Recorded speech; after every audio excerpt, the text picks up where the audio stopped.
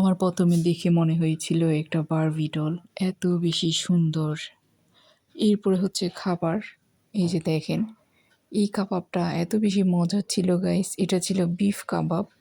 আজকের বিয়েতে এই যে ঢুকতে আমি একটুখানি ভিডিও করে নিলাম। আর ফারিস্তা মা উঠতেছে আস্তে, আস্তে করে।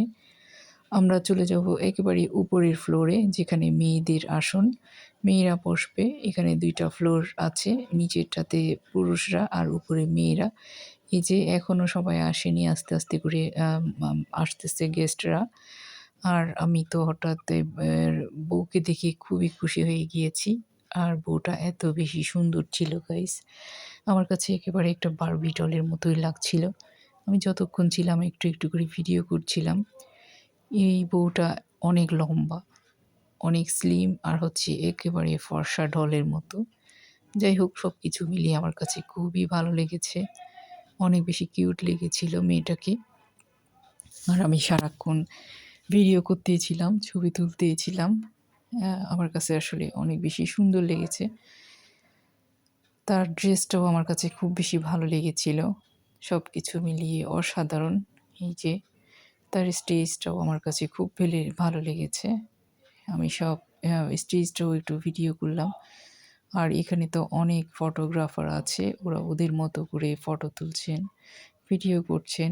সবকিছু মিলিয়ে আসলে অসাধারণ ছিল। যতক্ষণ ছিলাম ভালোই লেগেছে। পরিবেশটাও ভালো ছিল।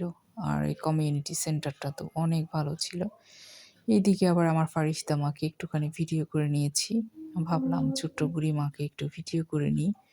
যেহেতু এখনো অনেক বেশি মানুষ আসেনি, ঝামেলাটাও কম ছিল। তাই ভাবলাম তাকেও একটু ভিডিও করে নিই। বাচ্চা মানুষ একটু খুশি হবে। আর এদিকে আয়নাতে আমি নিজেকেও একটুখানি দেখিয়ে নিলাম।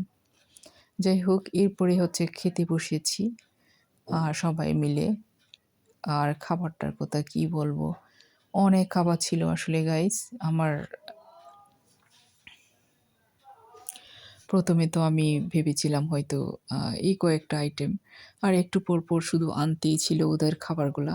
এখানে রূপচাঁদা মাছ, মুরগি, আ ছাগল, কাবাব, আ মাংস, গরুর মাংস ভুনা, সালাদ, মাঠা, মানে কি বলবো, একের পর এক শুধু খাবার আনতেই ছিল।